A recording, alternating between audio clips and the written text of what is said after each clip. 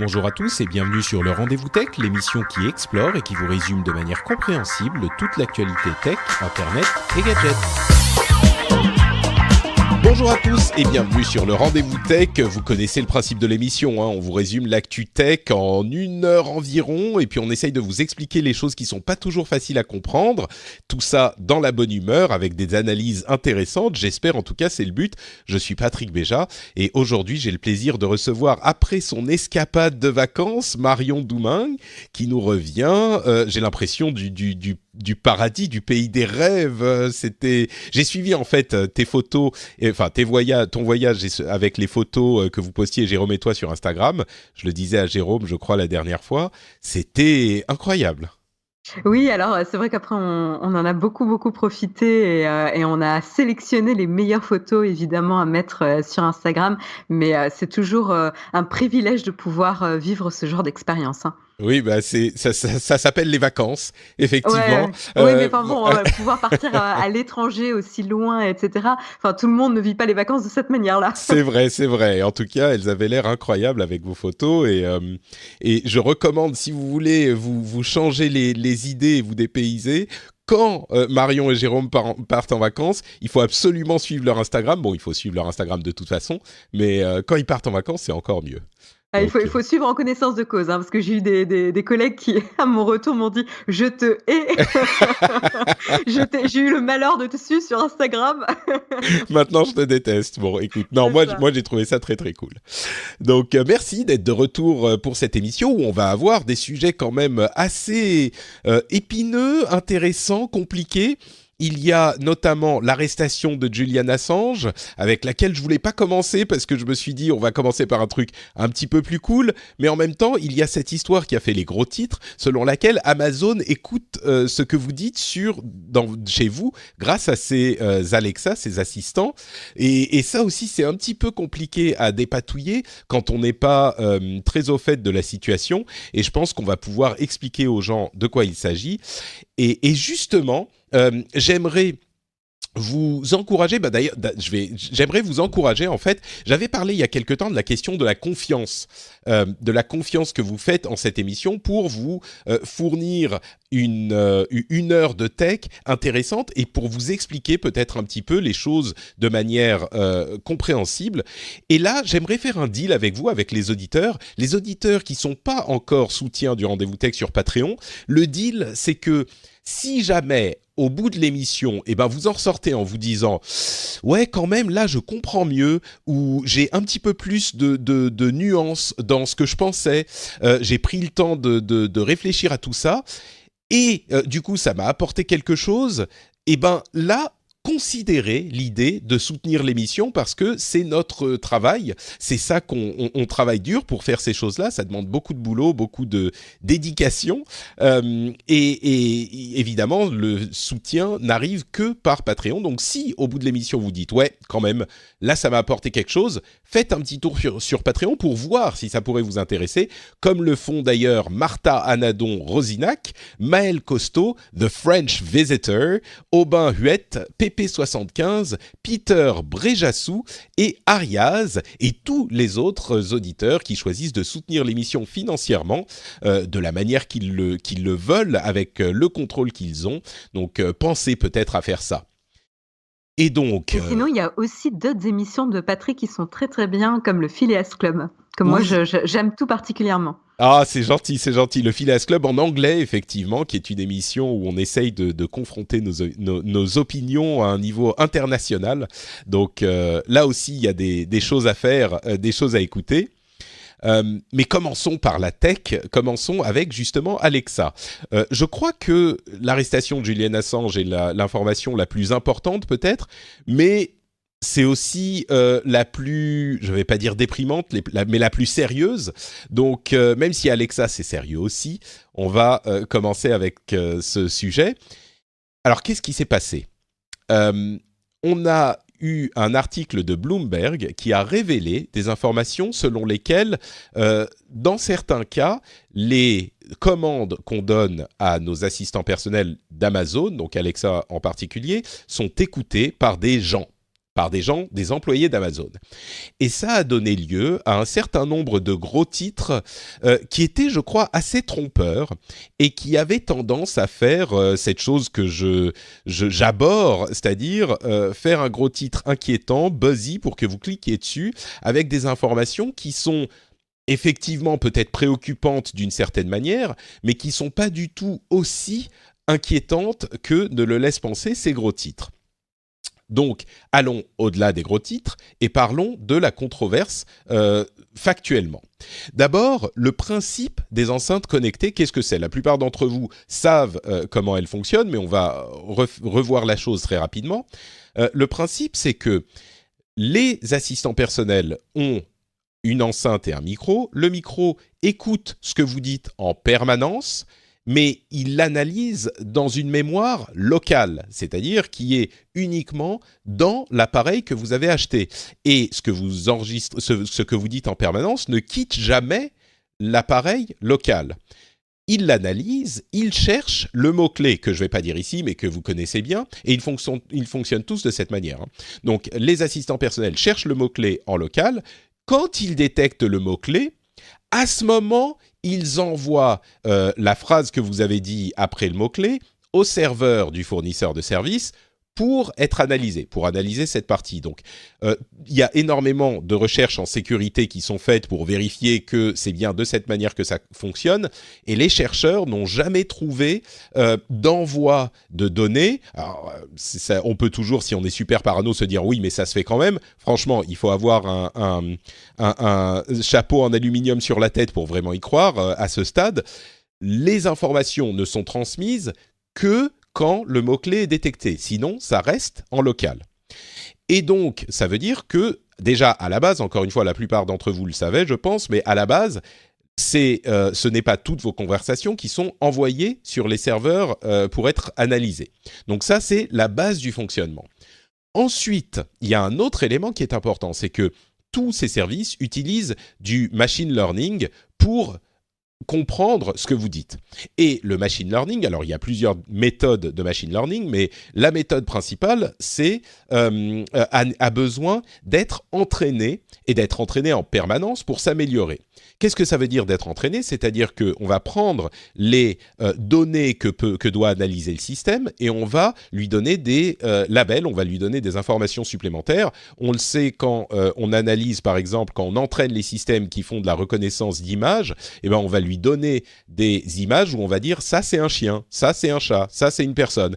Et on va lui en donner des tonnes et des tonnes et des tonnes et c'est comme ça qu'il va commencer à reconnaître. En l'occurrence, tous les services Google, Apple, Amazon font cet entraînement, c'est-à-dire qu'ils vont prendre des extraits de phrases et il y a certains cas où les systèmes ne sont pas encore assez bons pour comprendre ce que veulent dire les utilisateurs et donc ils vont aider le système. Un exemple qui était donné dans l'article de Bloomberg, c'est pour reconnaître Taylor Swift.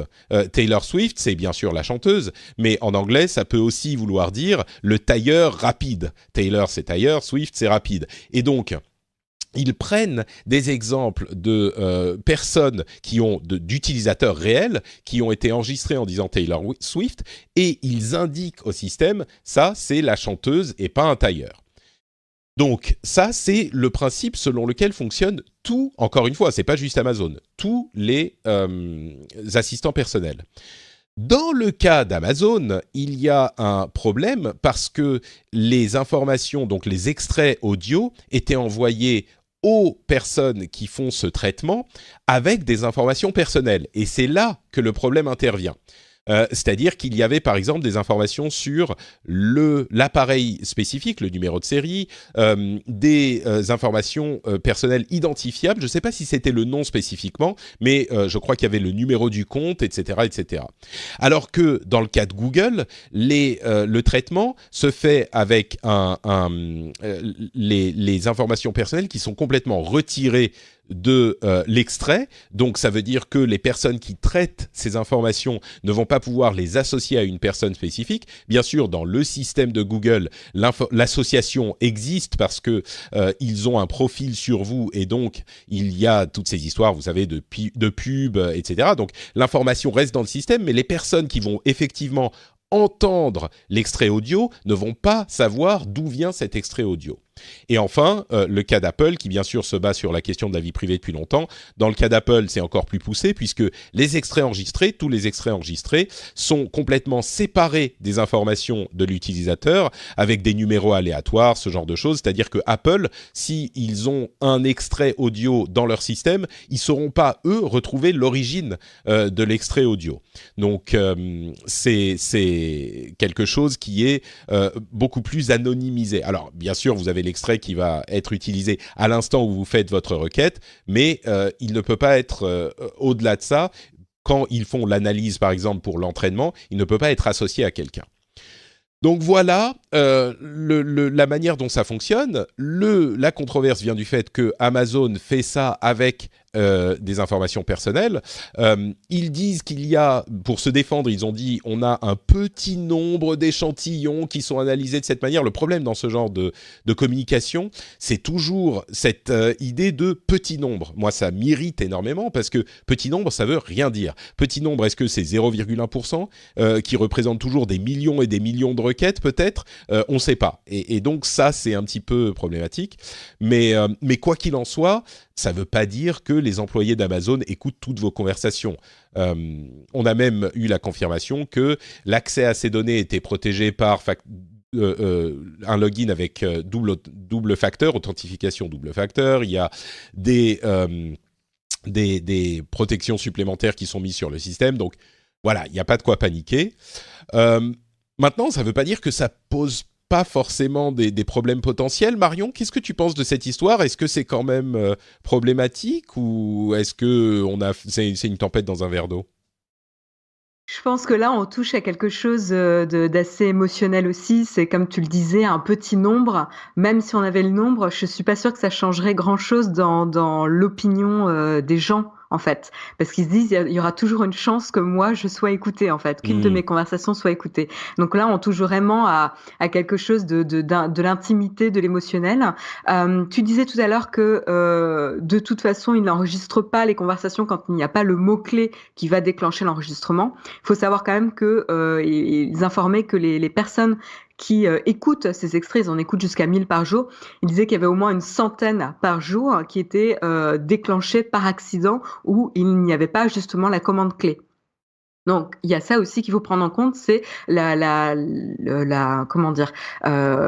capacité d'Alexa à reconnaître et à comprendre une vraie commande où Alexa serait déclenchée en fait. Ce qui est pas. C'est vrai qu'en français, par exemple, visiblement il y a un souci parce que quand on dit avec ça, eh ben ça déclenche le truc. Bon, ça reste. C'est pareil en espagnol, ouais. Il y a aussi un mot qui peut déclencher Alexa par erreur. Mais des fois, tu vois, on le voit avec l'ami d'Apple, il se déclenche sans même qu'il y ait un mot qui ressemble. C'est vrai, ça m'arrive régulièrement, ouais. Donc mais bon, ça reste des extraits courts, 100%, quoi. Exactement, c'est pas 100% garanti. D'accord, voilà. Ouais. Mais après le fait d'observer l'usage d'un service a toujours existé à but d'améliorer ce service. Ça existe sur le web où on va regarder comment vous naviguez sur un logiciel, comment vous utilisez un logiciel ou naviguer sur un site internet. Ça on le fait. Donc évidemment le pendant est également fait sur ces assistants vocaux, quoi. En tout cas, moi, je suis pas. Après, je travaille pas exactement les assistants vocaux, mais je travaille dans ce domaine internet avec ces services. Donc, je suis pas du tout étonnée par la pratique. Là où je peux comprendre la méfiance des personnes, c'est aussi que cela vient d'Amazon et on associe un peu Amazon, Google un peu dans le même panier en utilisant ces données d'usage pour faire de la publicité ciblée ou justement montrer tu as demandé la dernière chanson de Taylor Swift, et écoute, on va te proposer son dernier album sur la première page d'Amazon par exemple. C'est ce genre de corrélation qui peut devenir assez désagréable. Oui, mais ça, c'est le système des assistants personnels et des profils construits par toutes ces sociétés, effectivement, qui existent. C'est un petit peu séparé de la question de les employés écoutent vos conversations entre guillemets qui a été mise en avant. Je dirais que là, c'est pas si séparé que ça, parce que justement, ça accroît ce sentiment d'être écouté. ouais, Tu sais, émotionnellement, tu veux dire, ouais. Exactement. Là, on est vraiment lié au sentiment. Tu sais, tu as entendu parler de la rumeur comme quoi ce que vous dites dans les conversations est écouté par Facebook, parce qu'après sur Instagram, tu retrouves dans Messenger, les DM dans Messenger sont utilisés, parce qu'après sur Instagram, tu retrouves des pubs de choses que tu avais parlé ailleurs. Et donc les gens disent on nous écoute, on nous espionne, etc. Donc ça accroît ce sentiment on n'est plus en sécurité chez nous, notre intimité Ouais. est pénétrée par ces géants du web, quoi. Donc c'est ça qui est intéressant, et c'est pas forcément évident de trouver la juste limite par Amazon et Google de customiser ces publicités pour avoir plus de chances que vous cliquiez sur les liens et s'assurer qu'il n'y ait pas ce sentiment d'intrusion dans la vie privée, quoi. Ouais, c'est sûr. Bah, en l'occurrence, c'est sûr qu'il y a eu des réactions très émotionnelles à ce genre cette histoire en particulier. Moi, ce que je dirais, c'est que oui, il y a de quoi s'inquiéter. Moi, je suis pas du tout inquiet pas du tout. On va dire 99% pas inquiet de la pratique. Par contre, je pense qu'il faudrait qu'Amazon modifie son système, et je pense qu'ils vont le faire, pour ne pas inclure les informations personnelles dans les données qui apparaissent aux personnes qui font ces annotations. Ça, je pense que c'est la base, et ils auraient dû le faire depuis longtemps, et c'est bien qu'on ait eu ces informations pour... Enfin, que je veux pas dire scandale, mais que cette controverse soit sortie pour qu'on puisse modifier le système d'Amazon. Il y a un autre problème qui se pose, et qui là se pose à tout le monde, et qui existe depuis longtemps, mais qui a peut-être été un petit peu levé par cet article de Bloomberg. Alors, il y a deux choses. D'une part, les conditions de travail des employés qui travaillent 9 heures par jour, qui font jusqu'à 1000 annotations par jour. C'est un petit peu les travailleurs, c'est l'usine de la tech. Bon, c'est dans des pays d'Europe de l'Est, je crois que ça se fait. C'est pas des conditions super, mais au-delà de ça, et c'est pas nouveau pour Amazon, on le sait. Au-delà de ça, il y a la question de que se passe-t-il quand ces personnes qui écoutent les extraits entendent des choses problématiques, comme il y a des exemples qui ont été donnés, comme par exemple de la violence domestique, ou un truc qui est terrifiant, c'est un enfant qui appelle à l'aide, par exemple. Visiblement, tu disais, on n'est pas garanti que ça soit uniquement quand on dit le mot-clé, et c'est vrai, tu as tout à fait raison. Dans certains cas, même si c'est rare, ça peut prendre quelque chose qui n'a pas été déclenché par le mot-clé. Et un enfant qui appelle à l'aide, qu'est-ce qu'ils font ? J'imagine que là, il y a des processus, des process qui doivent être mis en place. Peut-être alerter la police. S'ils ont les informations de la personne, le mentionner à la police, et puis ensuite on voit ce qu'ils font, envoyer l'extrait, ce genre de choses. Dans le cas d'Apple, par exemple, ils pourraient pas. On pourrait se retrouver avec un extrait qui est entendu, et on ne peut pas retrouver la personne. Et si c'est un extrait qui est quelque chose de vraiment problématique, je ne sais pas. C'est pour moi la question qui se pose vraiment, c'est celle-là. Pas la question de Amazon vous écoute, parce que... Après, ce que j'ai compris, moi, de l'affaire, c'est que Amazon n'est pas capable de faire le match, le lien entre un extrait d'une personne, ou en tout cas les employés eux-mêmes, ceux qui écoutent, ne peuvent pas faire le lien entre l'identité de la personne et l'extrait audio attaché. Alors, ils ont le numéro de série de l'appareil, par exemple. Ils ont le numéro de série de l'appareil, tout à fait, et ils pourraient avoir un processus, des conseils qui font que dans ce type de situation, vous pouvez communiquer l'extrait audio avec le device de l'appareil, ou dire que contactez la personne qui a cet appareil. Mais c'est compliqué, quoi. C'est-à-dire qu'ils doivent faire remonter ça à un autre département au sein d'Amazon, et puis ensuite, eux vont voir ce qu'ils vont faire avec cette information, effectivement. Mais a priori, c'est pas la démarche d'Amazon, c'est pas le positionnement d'Amazon. En tout cas, c'est ce qu'ils ont expliqué. C'est en gros, ce n'est pas le rôle d'Amazon d'intervenir dans ce genre de situation. Donc, pour l'instant, il n'y a pas de process en place. C'est-à-dire que ce que je veux dire, c'est qu'ils pourraient avoir ce type de process en place s'ils le voulaient, mais c'est hyper compliqué parce que du coup, tu t'immisces dans une affaire criminelle. Et là où nous tous, on se dirait, oui, il faut le faire, il y a énormément de cas limites où peut-être que ça serait légalement compliqué de dire Amazon a écouté le truc alors qu'il n'avait pas l'autorisation d'enregistrer et que, enfin, je sais pas, est-ce que c'est un témoin? Est-ce que légalement, je pense qu'on n'a pas vraiment de cadre.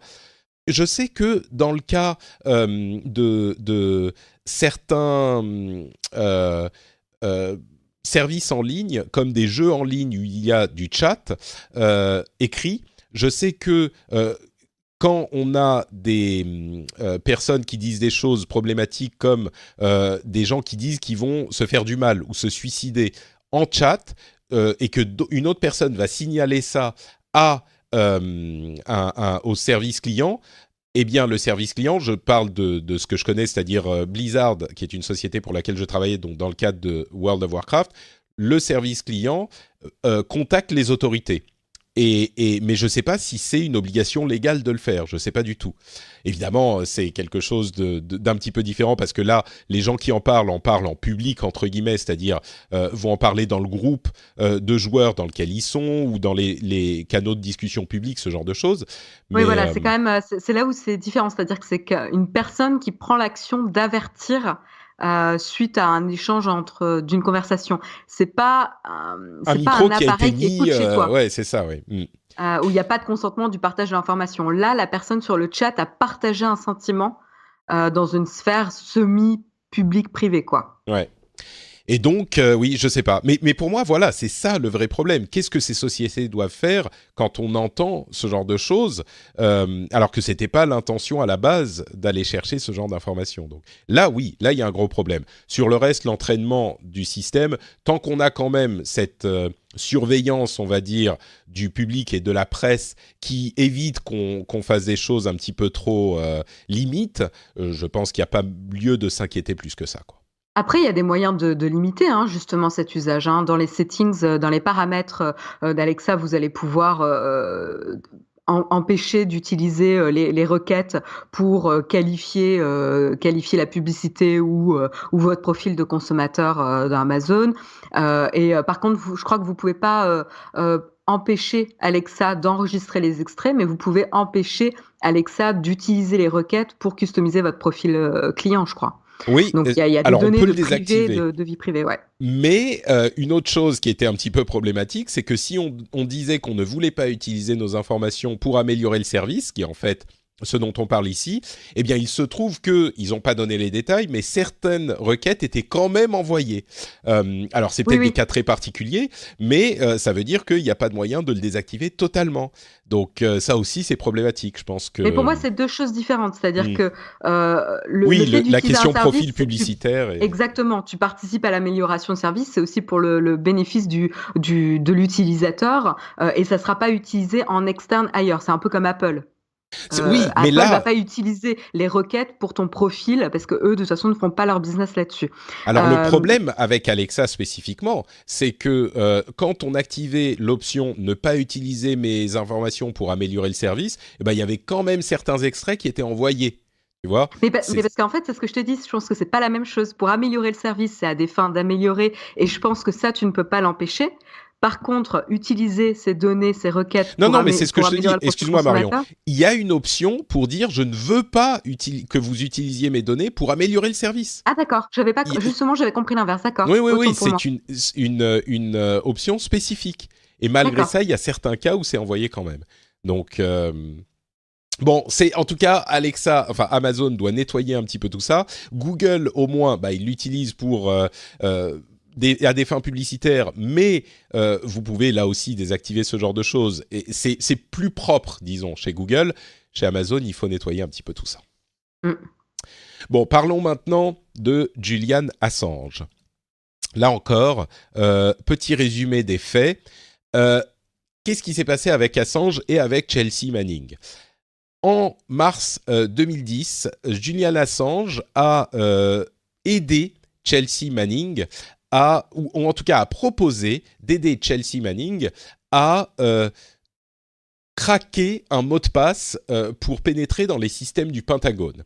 Bien sûr, on se souvient de Chelsea Manning, à l'époque Bradley Manning, qui avait fourni énormément d'informations et de documents à Wikileaks, qui les avait ensuite publiés tels quels, avec une partie d'une vidéo qui avait été remontée pour dénoncer des dommages collatéraux. Il l'avait appelé collateral murder, je crois, et qui avait fait un énorme scandale parce qu'effectivement, il y avait des militaires américains qui avaient tiré sur des civils et des journalistes. Je crois que c'était des hélicoptères. Donc, c'était un vrai scandale qui avait été révélé par la collaboration entre Chelsea Manning et Julian Assange et Wikileaks. Chelsea Manning, qui était donc une employée du Pentagone, je crois, et qui avait qui avait été lanceur d'alerte. Là où il y avait une grosse différence entre Chelsea Manning et excuse-moi, mise à jour de l'information de Marion, tu as vérifié ce que je disais sur l'option qui permettait de ne pas utiliser nos données pour améliorer le service ? Oui, a priori, ils disent que c'est pour ne pas utiliser ces enregistrements pour développer de nouvelles features, de nouvelles fonctionnalités. Donc, c'est pas pour améliorer la reconnaissance en tant que telle. D'accord, donc c'est un petit peu entre les deux. Oui, bon, c'est un petit peu... C'est entre les deux, exactement. Ouais. Bon, disons qu'il faudrait une option, quoi. Oui. Il faudrait une option pour pas l'utiliser tout court, effectivement. C'est ça. Donc, la différence entre ce qu'a fait Julian Assange avec Wikileaks et les données que lui a données Chelsea Manning et ce qu'a fait Snowden, parce qu'on compare souvent les deux, c'est que Snowden a donné les informations à des journalistes qui ont analysé les documents et décidé ce qu'ils allaient publier ou non. Une grosse critique qu'on fait à la démarche de Julian Assange à l'époque de ces Pentagon Papers, je ne sais plus comment ils s'appelaient, c'était qu'ils avaient tout publié sans aucun filtre et que ça contenait notamment énormément d'informations sur les employés du gouvernement américain dans différents pays et notamment des gens qui étaient en zone dangereuse, qui avaient pu être identifiés et donc c'était extrêmement dangereux pour eux. Et ils n'avaient pas du tout filtré ces informations. Aujourd'hui, l'arrestation de Julian Assange est motivée par quelque chose qui est parallèle à cette histoire, c'est-à-dire que le gouvernement américain utilise le Computer Fraud and Abuse Act, je dis le gouvernement, mais c'est le département de la justice, donc le CFAA, qui dit qu'on n'a pas le droit de hacker des systèmes, en gros. Et c'est pas que Assange a hacké le système directement, mais il a proposé de l'aide à Chelsea Manning pour hacker le système du Pentagone. Il y a des extraits spécifiques de conversations entre eux où Julian Assange dit OK, donne-moi le hash qui est un chiffrement d'un mot de passe et je vais essayer de trouver le mot de passe qui correspond à ce hash. C'est très très difficile, mais c'est possible avec certaines tables d'informations qui vous donnent le mot de passe d'origine si vous avez le hash qui correspond. Il semble qu'il n'ait pas réussi, mais il a proposé, donc il a aidé Chelsea Manning à le faire. Il s'est ensuite réfugié, donc Julian Assange, dans l'ambassade américaine, dans l'ambassade de l'Équateur en Angleterre.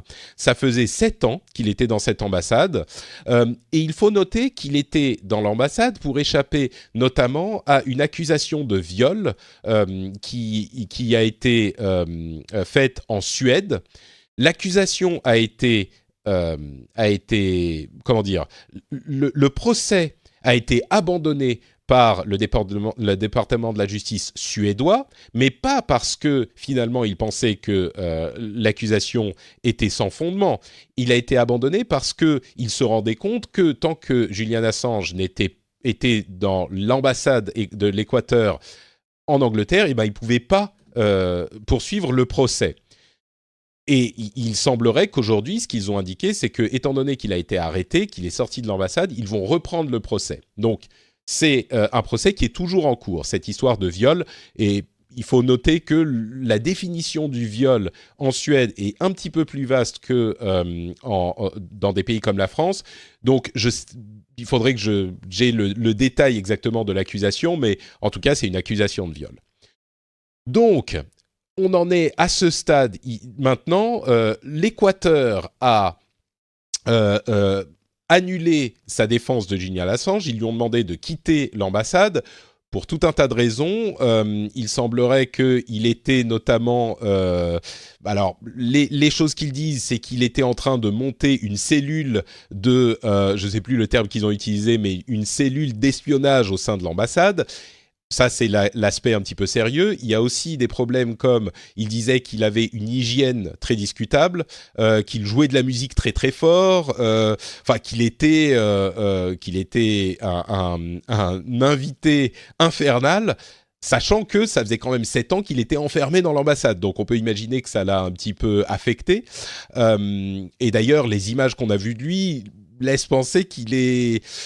Je ne sais pas comment définir la chose, je ne suis pas psychologue, mais il a l'air affecté, on va dire. Il a l'air un petit peu moins clean qu'il ne l'était à l'époque où il est rentré dans l'ambassade. Il faut noter aussi que la prescription de l'accusation américaine est de 8 ans. Donc la prescription de la chose est passée. Ce sont des actes qui ont eu lieu en 2010. Et pour pouvoir l'inculper, le gouvernement américain, enfin le département de la justice américaine, présente l'aspect terroriste de l'acte. Et là, on est un petit peu dans une zone un petit peu floue. Donc, ils disent que c'était un acte terroriste. Je suis pas certain que ça colle, mais bon. Une autre préoccupation, c'est le fait que l'accusation peut poser des problèmes au premier amendement de la Constitution américaine qui touche à la liberté de parole pour le journalisme. C'est-à-dire que s'il est condamné pour la chose, ça peut affecter la capacité des journalistes à publier des documents donnés par des lanceurs d'alerte. Alors, sur ce point, il y a 2 points de vue. Il y a beaucoup de gens qui disent pas vraiment, parce que là, on parle spécifiquement de la question du Computer Fraud and Abuse Act, donc la question du hacking. Donc, il est vraiment accusé pour hacking et pas pour la publication des documents.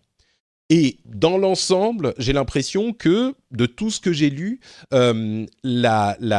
l'accusation est pas hyper solide. L'accusation que fait le gouvernement américain, pas solide dans le sens où il n'est pas certain que le juge condamne Julian Assange parce qu'il y a cette histoire de prescription, cette histoire de préoccupation par rapport au premier amendement, etc., etc. Et puis le fait que, est-ce que le fait de dire « je vais t'aider », mais on ne sait pas s'il a réussi, est-ce que ça le qualifie ? Et dans tous les cas, la peine maximum de cette accusation est de 5 ans de prison. Donc, c'est pas qu'il partirait en prison pour le reste de sa vie. Chelsea Manning a été libérée par le président Obama à la fin de son mandat, mais elle est retournée en prison il y a quelques semaines, quelques mois, parce que justement, elle refusait de témoigner contre Julian Assange. Donc, elle est de retour en prison suite à toute cette affaire. Alors, c'est vraiment compliqué. Tu parlais d'émotions tout à l'heure, Marion, par rapport à Alexa. Là, je crois que les émotions sont également assez fortes parce que on a des concepts, des idées de gouvernement liberticide, de lanceurs d'alerte importants pour des questions importantes et des agissements de gouvernement qui étaient condamnables. On a une attitude d'un leader de Wikileaks qui est quand même assez, au-delà de l'activisme, il est quand même assez extrême dans ses positions. C'est difficile de démêler tout ça. Qu'est-ce que toi, tu en penses, si tu as une opinion d'ailleurs? Il n'est pas certain que tout le monde ait une opinion là-dessus. C'est vraiment un sujet compliqué, mais assez passionnant pour voir tout ce qui se passe, tous les déroulements, toutes les implications politiques aussi que ça peut avoir dans le monde. Là où je suis assez d'accord avec toi, c'est quand même que la personnalité de Julian Assange est quand même assez controversée. Enfin, le personnage est assez controversé en lui-même. Là où tu as bien fait de mettre en perspective les comportements qui lui étaient reprochés, c'est quand même, il faut imaginer quelqu'un... il n'est pas emprisonné, mais il est quand même dans un bâtiment depuis 7 ans, un unique bâtiment depuis 7 ans. Donc évidemment que ça a un impact sur sa santé mentale et sur son comportement. Enfin, ça serait étrange de penser le contraire. Après, je suis pas en train de l'excuser, mais c'est important d'avoir cette perspective-là aussi. Ce qui est étrange, c'est aussi le changement de positionnement du président de l'Équateur, Lénine Moreno, qui faisait partie aussi du gouvernement du précédent président qui, lui, avait accordé la nationalité à Julian Assange, pour ensuite le nouveau président, pour ensuite resserrer et ajouter des nouvelles contraintes à son statut.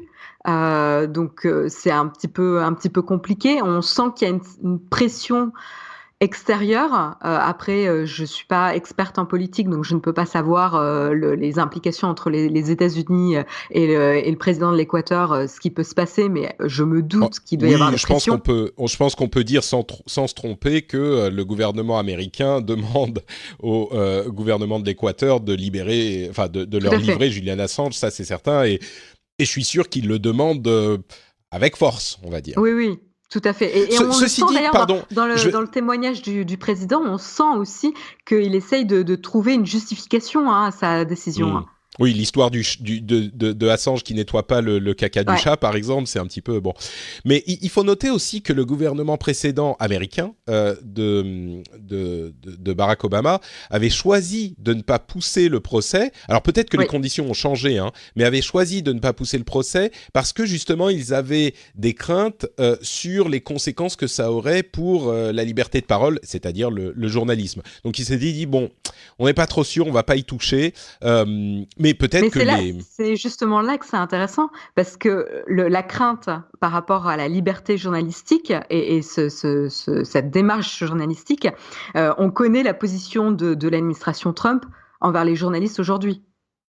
Oui, je crois qu'il y a quand même une chose qui indique le contraire aussi, c'est que ils vont vraiment pousser l'aspect hacking. Ça, c'est quelque chose qui est... Alors, c'est hyper ténu comme justification, mais il ne parle pas du tout de publication. Il parle vraiment de hacking de systèmes, et notamment du système du Pentagone, ce qui est... Et qui a mené, et c'est là, je pense qu'il faut mesurer également les propos, parce que j'ai lu beaucoup de gens qui disaient ah mon Dieu, c'est une attaque contre les lanceurs d'alerte. Alors oui, dans une certaine mesure, mais comment dire, il y a une attitude jusqu'au boutiste de Wikileaks et de Assange qui, elle, ne date pas de ces dernières années quand il était enfermé dans l'ambassade de l'Équateur, mais qui est vraiment jusqu'au boutiste. C'est ce que je disais par rapport à la publication des documents. Il y a eu dans le lot une indiscrimination et comment dire, le fait de soutenir Julian Assange sans réserve me paraît un petit peu suspect, c'est le mot que j'emploierais. Il est évident qu'il a contribué à quelque chose d'important dans les révélations de ces dernières années. Le système de Wikileaks a poussé de nombreux journaux à implémenter des systèmes de livraison d'informations sécurisés, etc., etc., mais il est aussi indéniable que la manière dont il l'a fait était quand même pas très responsable. Et lui est point au ciel, disant que, enfin, ne remettant rien en cause de ce qu'il a fait, n'admettant aucune erreur. Enfin, je veux dire, c'est un personnage. Tu le disais, c'est un personnage controversé. Moi, j'ai du mal à le défendre sans nuance. Autant je trouve que Snowden a fait les choses de manière, je crois, quasiment irréprochable. Autant peut-être qu'il faudra le défendre, Julian Assange, et dire non, mais les conséquences de ce procès pourraient être graves pour la liberté de parole, donc mine de rien, je l'aime pas, mais il faut quand même le défendre. Mais je le défends un petit peu, comment dire, j'irai pas jusqu'à dire en me pinçant le nez, mais moi, c'est le personnage et les méthodes me paraissent quand même... Je ne sais pas quel terme utiliser, me paraissent difficiles à défendre, voilà, sans nuance, quoi. Et puis surtout, avec cette démarche de transparence à tout prix, là où ça peut devenir gênant, et c'est devenu gênant, c'est qu'en fait, ça peut être utilisé pour de la manipulation et de l'instrumentalisation de Wikileaks, pour blesser des États spécifiquement. On l'a vu en 2016. Exactement. Et donc c'est là où on n'est pas Pardon, je précise pour ceux qui ne se souviennent pas de ce qui s'était passé. Il y a eu des documents qui avaient été volés au Parti démocrate américain, donc le parti de Hillary Clinton. Hillary Clinton, merci, et qui avait été très dommageable et qui avait été publié sur WikiLeaks, là encore sans discrimination, sans aucun filtre.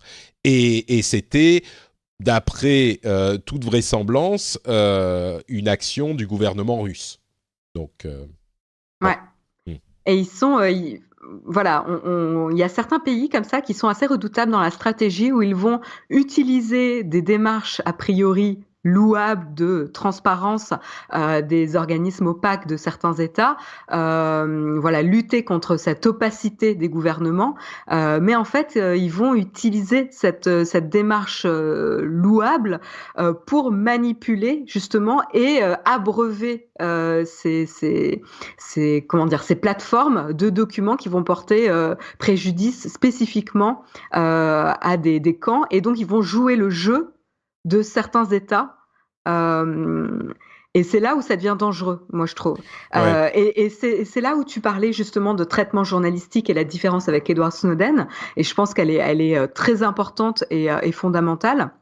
C'est que justement la démarche journalistique va pouvoir traiter l'information et s'assurer que l'information divulguée ne va pas forcément mettre certaines vies en danger comme ce qui a pu se passer précédemment, et s'assurer que la divulgation de ces informations se fait dans des conditions optimales. C'est pas évident à présenter comme ça, mais je pense que le traitement journalistique ici est très important. Ouais, et du coup, j'ai l'impression que ça nous fait pas tellement avancer pour la question de Assange, quoi. Est-ce que c'est une bonne chose qu'il ait été arrêté et lâché par l'Équateur ? Est-ce que c'est tout de même dommageable pour la liberté de parole ? Est-ce que ça va avoir, comme on dit en anglais, un chilling effect, un effet refroidissant sur ce type d'action à l'avenir ? Est-ce que les lanceurs d'alerte se diront, ou les gens qui voudraient publier ce genre de choses se diront, oula, attends, t'as vu ce qu'ils ont fait à Assange ? Ils ont trouvé une excuse avec cette histoire de hacking qui était finalement assez accessoire. Moi, je veux pas me retrouver en prison, donc non merci. C'est des questions qui sont tout aussi légitimes. Donc, je sais pas. Et en même temps, comme je le disais, ce qu'a fait Assange en publiant sans filtre, enfin, je suis sûr qu'il y a des gens qui pensent non, aucun secret, il faut que tout soit publié, tout soit su, les secrets sont inutiles. Mais il me paraît difficile de défendre la vie privée, qui est généralement l'une des marottes des gens qui vont défendre Julian Assange, et en même temps dire rien ne peut être privé. Il peut y avoir aucun secret. Pour moi, c'est pas la même chose.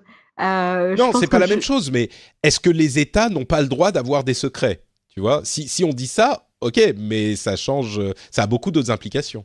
Je pense que l'équilibre entre la volonté des États d'avoir une certaine opacité et la quête journalistique de divulguer les méfaits ou les déformations du système par l'État est un bon équilibre. C'est-à-dire que les deux... bien sûr.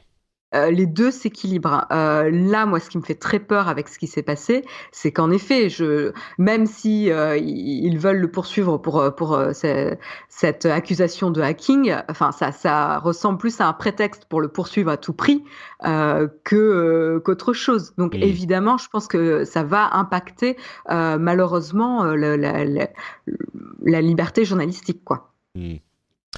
Bon, moi, je crois que je sais pas, j'ai déjà tout dit, je pense qu'on va vous laisser vous faire vos propres conclusions.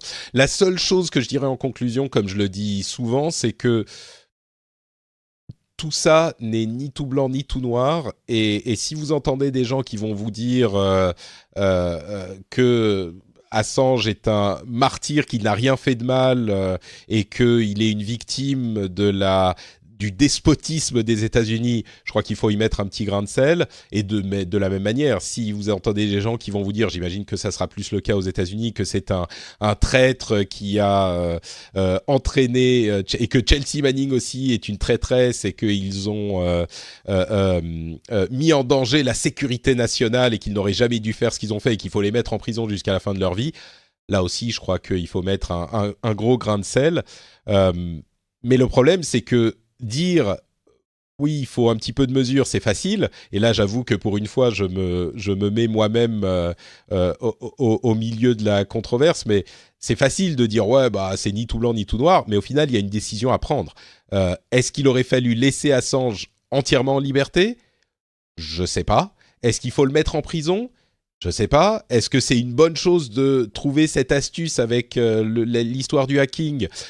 Peut-être que c'est une volonté aussi du département de la justice. Ils disent, on va pas attaquer l'aspect journalistique, mais on veut quand même marquer le coup. Donc on fait une histoire de hacking, mais sans toucher à la question de la publication des documents.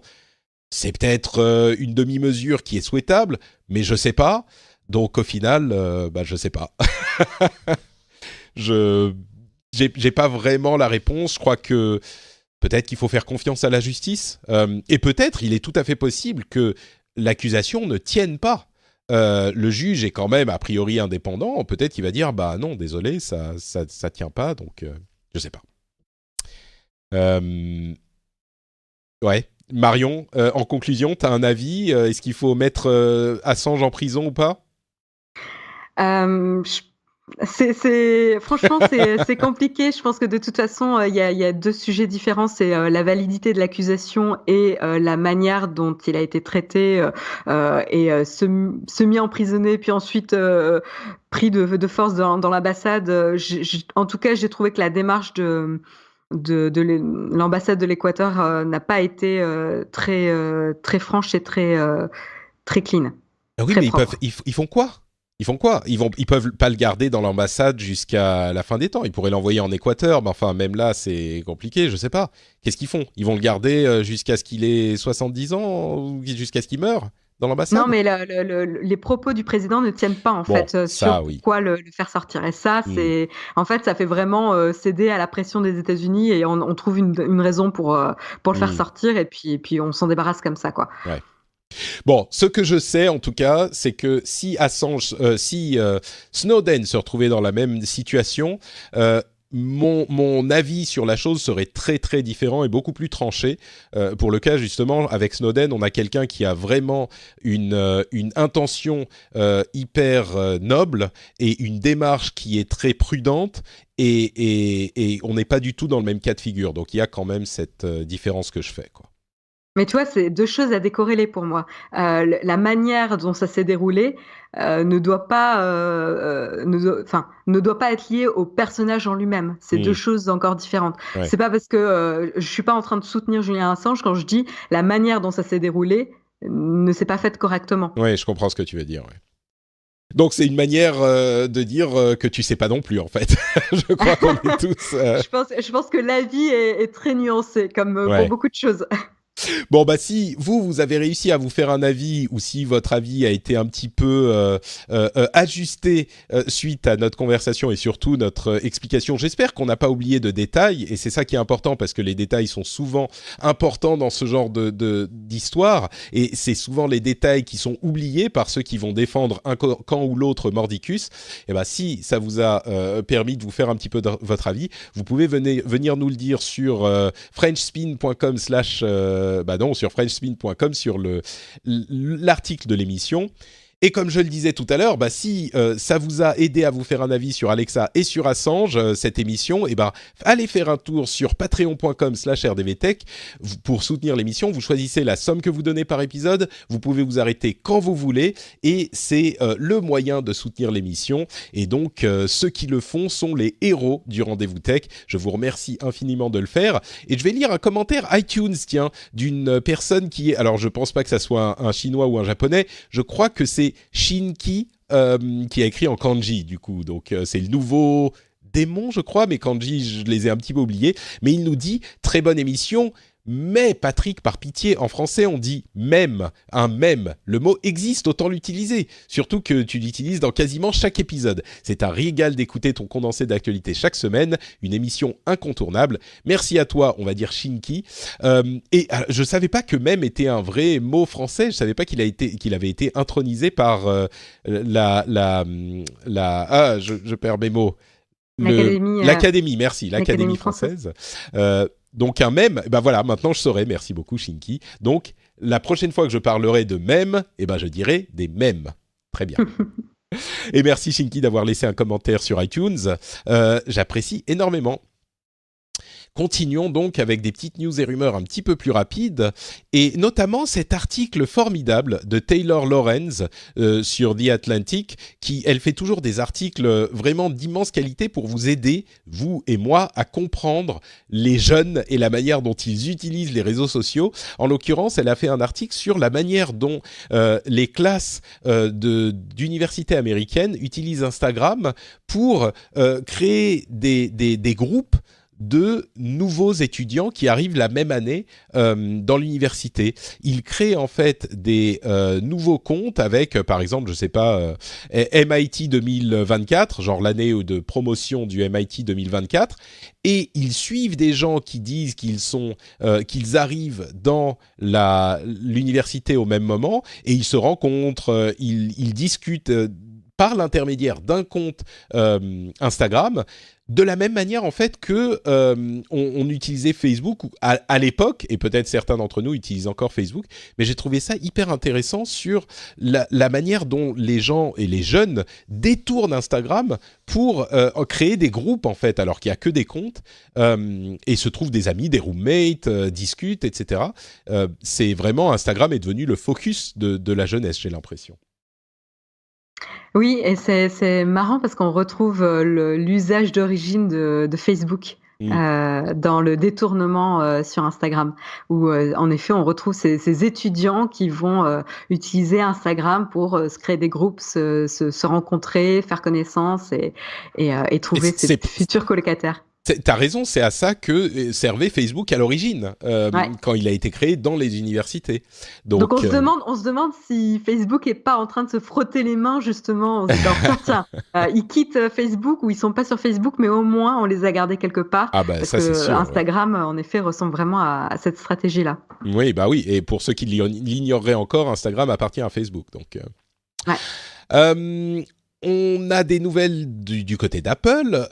Il semblerait que la prochaine version de macOS quitte enfin iTunes et explose iTunes en différentes applications spécifiques. Une application pour la musique, une application pour les podcasts, une application pour la télévision, ça on en a déjà entendu parler, et l'application Books, donc l'application pour les livres, serait redesigné, et iTunes existerait encore pour la synchronisation des appareils iOS, mais ça serait la dernière utilisation. Peut-être qu'il y aura une nouvelle application pour ça aussi à terme.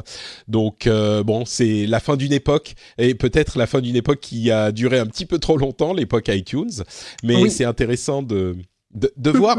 Pour moi, ce qui est intéressant, ce qui me frappe vraiment là-dedans, c'est que même si Apple a beaucoup changé, Steve Jobs avait positionné les Mac et l'écosystème Apple comme l'informatisation des outils numériques qui faisaient notre quotidien. On se souvient qu'il y avait, je crois que c'était iPhoto à l'époque, qui servait à classer nos photos à un moment où on en prenait de plus en plus avec nos appareils photo numériques.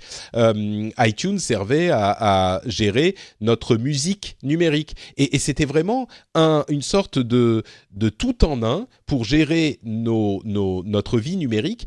Et en fait, ça continue un petit peu avec, vous avez une app pour votre musique, une app pour vos podcasts, une app pour votre télé, une app pour vos livres.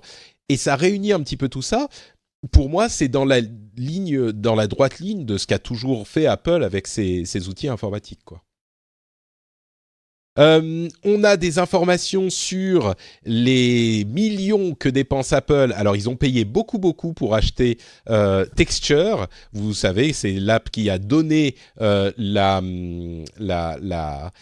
l'application, enfin le service News Plus qui a été annoncé il y a 2 semaines. Donc ils ont payé en tout presque 500 millions de dollars qui sera payé sur 3 ans aux différents éditeurs et propriétaires de Texture qui étaient des éditeurs de presse, et ils seraient en train, selon certaines sources, de dépenser des centaines de millions de dollars pour avoir des jeux, pour financer et pour avoir l'exclusivité de jeux sur leur service Apple Arcade.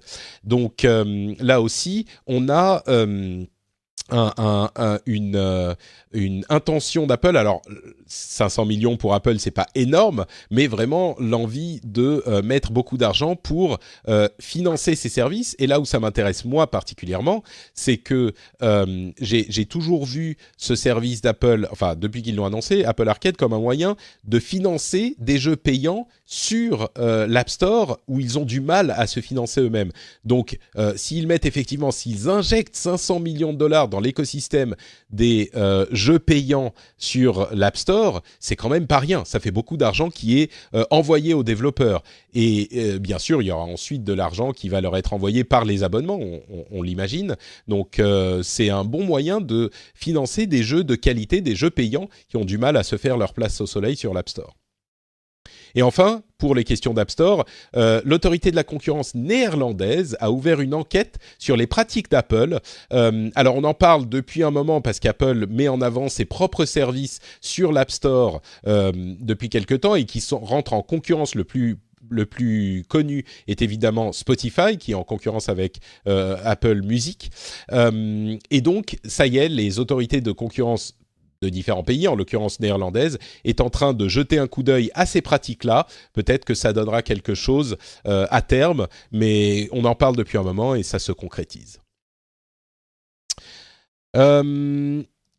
Quoi d'autre? Du côté d'Amazon, on a des rumeurs sur un service de musique gratuit financé par la pub. Alors, il y en a d'autres, on parlait Spotify, mais Amazon pourrait se lancer dans la danse également. Si vous aimez la pub, eh ben, vous avez de quoi faire.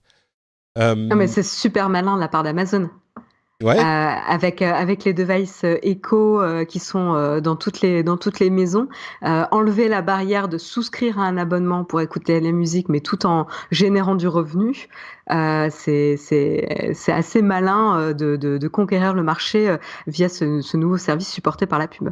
Je crois qu'ils offraient un abonnement à leur service de musique existant, mais qui était limité dans le temps ou qui avait pas tout le catalogue. Alors, non plus. T'as Prime, t'as ceux c'est qui ont peut-être avec Prime, l'abonnement effectivement, Prime, oui, où tu as accès à un catalogue restreint de titres, comme tu as accès à Amazon Video et à un catalogue restreint d'e-books aussi.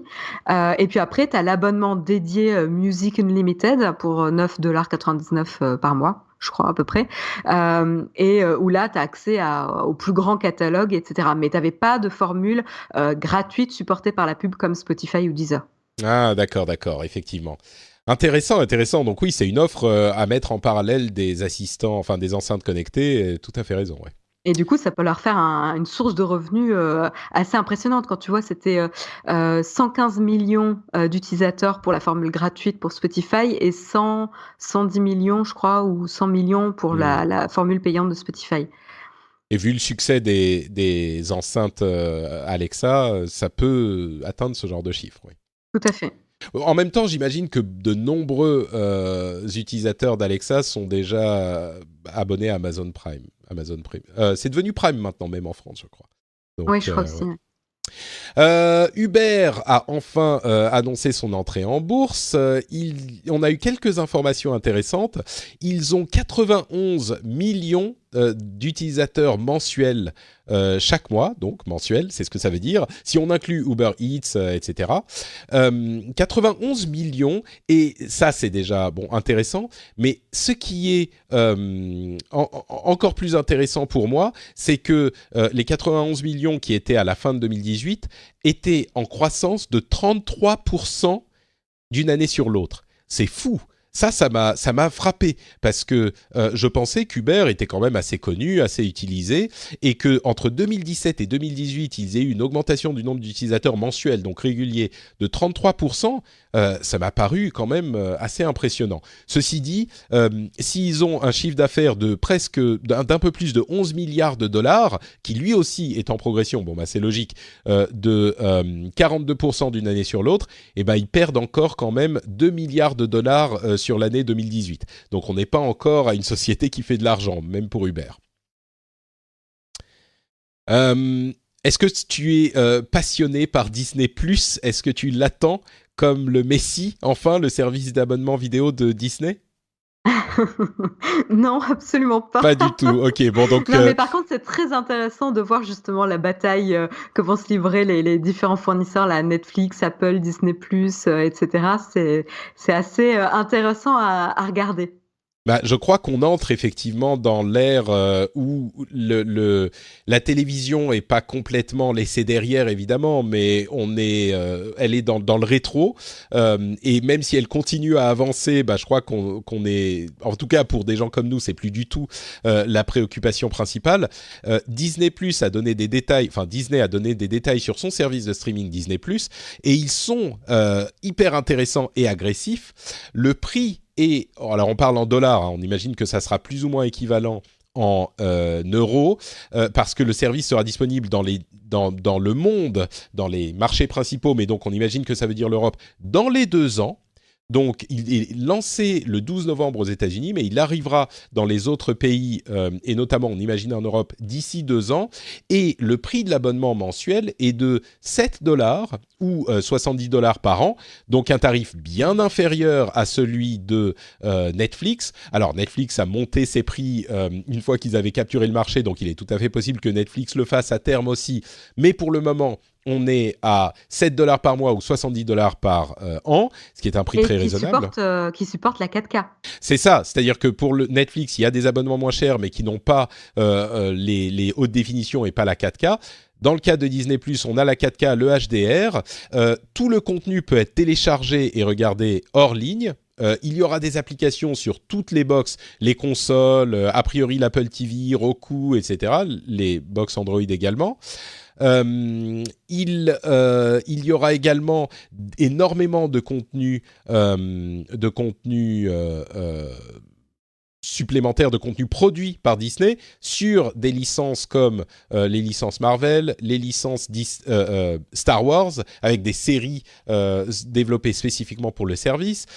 Il y aura tous les films Disney, y compris vous savez, Disney, ils ont un coffre dans lequel ils ont traditionnellement l'habitude de garder tous leurs films et de ne les sortir que tous les 10 ans, par exemple. Alors, ils sortent des DVD Disney de certains films tous les 10 ans. Ils vont vous dire, ah, vite, achetez-les, on va pas les rééditer, ils seront pas disponibles pendant très longtemps, donc achetez-les maintenant avant qu'ils ne disparaissent. Et bien là, ils abandonnent cette pratique et ils vont avoir tous leurs films Disney, y compris les classiques, disponibles, donc tous les films Star Wars, tous les films Marvel, tous les films Pixar, et autant que possible en exclusivité, donc uniquement sur ce service. Alors bien sûr, en France, on aura la question de la chronologie des médias qui fera que les films n'arriveront qu'un peu après la sortie aux États-Unis ou dans d'autres pays, mais il n'empêche qu'ils seront disponibles exclusivement sur le service. Moi, je crois qu'ils vont faire un carton. Je pense que c'est un service qui sera, si on aime un petit peu n'importe laquelle de leurs propriétés, il sera difficile de ne pas s'abonner, quoi. Toi, tu es impatient là. Je sens justement comment tu traites l'information. Tu attends là.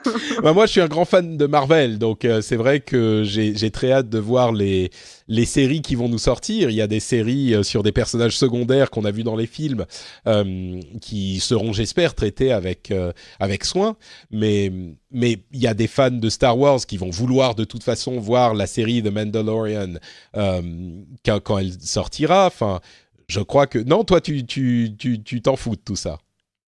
Non, mais en fait, il y a déjà tellement de services. Là, tu vois, j'ai déjà Netflix, Amazon Prime. Je me vois pas encore avoir un troisième service, en fait. Ça, voilà, donc c'est tout. Après, je pense pas ouvrir l'app, en fait. C'est juste ça. Oui, bah moi, je suis aussi abonné à HBO parce qu'en Finlande, il y a HBO Nordique. Donc là, après la fin de l'enregistrement, je vais me faire un déjeuner et je vais regarder la dernière série, le dernier épisode de... Enfin, le premier épisode de la dernière saison de Game of Thrones, etc. Donc, non, c'est vrai ça, c'est pas sympa, par contre, Patrick. Bah, écoute, vous l'avez sur OCS, vous pouvez la regarder en France aussi. Donc, vous faites comme vous voulez. Mais bon. Incroyable. Mais oui, moi, je pense que je m'abonnerai à ce truc. Surtout à ce prix-là, je crois que... En fait, ce qui est intéressant, c'est qu'il y a tellement de raisons de s'abonner qu'ils vont toucher une large partie de la population. Les fans de Star Wars vont s'abonner, les fans de Marvel vont s'abonner, les fans de Pixar vont s'abonner, et dans les fans de Pixar, on inclut peut-être les gens qui ont des enfants. Je pense que si on a des enfants, il est difficile de justifier le fait de ne pas s'abonner, parce que c'est un service tellement plein de contenu pour distraire les enfants, que du coup, c'est presque une économie de s'abonner et de ne pas avoir à payer d'autres trucs ailleurs, quoi. Donc, Disney est très très fort sur ce segment, donc c'est vrai que le segment famille, ils ont vraiment une grosse opportunité là-dessus. Là, ils risquent de faire très très mal à Netflix. Sur cet aspect-là, je pense que oui, et Netflix est en train d'investir sur des séries animées, notamment pour enfants. Je ne sais pas si tu connais The Dragon Prince, qui est une très très bonne série, mais il y en a d'autres. Non, je ne connais pas. Écoute, je te la recommande. C'est par une partie des créateurs de Avatar et Korra, Avatar The Last Airbender, que je recommande également, le dernier maître de l'air, et Korra qui est la suite. Et enfin bref, bon, je vous ferai un petit positron sur tous ces trucs-là à un moment. Donc voilà, Disney arrive également. Parlons un petit peu en conclusion de services publics et de trucs de gouvernement. La loi fake news a un petit peu plus de précision. Vous savez, cette loi fake news, c'est celle qui a été votée en fin 2018 qui impose aux réseaux sociaux de donner les informations sur les campagnes publicitaires politiques, entre guillemets. Alors, comment ça fonctionne ? Ça touche les plateformes qui ont 5 millions d'utilisateurs uniques par mois ou plus. Ça s'applique pendant les 3 mois qui précèdent une élection. Et ça s'applique aux campagnes publicitaires qui couvrent un débat d'intérêt général. Je mets les choses entre guillemets, alors c'est pas bien défini, mais on imagine bien que c'est pour ne pas appliquer aux vendeurs de lessive et pour s'appliquer aux questions politiques. Et l'imposition, c'est que ça doit faire figurer les informations sur l'entité qui paye la campagne publicitaire à côté du contenu publicitaire en question. Donc ça veut dire que si vous voyez une publicité qui va vous dire, est-ce que je sais moi, les GAFA vous fournissent, enfin les GAFA créent de l'emploi chaque jour en France, eh ben, vous allez savoir qui paye cette publicité et savoir si c'est peut-être un petit peu orienté. De la même manière, si de l'autre côté, on va vous dire l'Europe et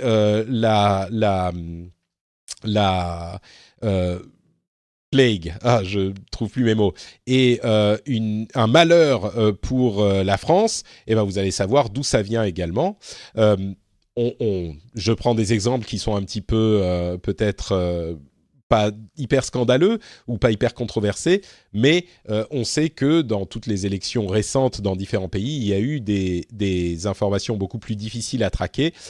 Là, au moins, on saura d'où viennent ces informations. On a vu que certaines campagnes publicitaires étaient financées par des États tiers. On revient à la question de la Russie et des organismes qui étaient liés à ces États. Et on n'avait pas, contrairement à d'autres médias, de moyens de savoir d'où ça venait. Maintenant, ça sera le cas.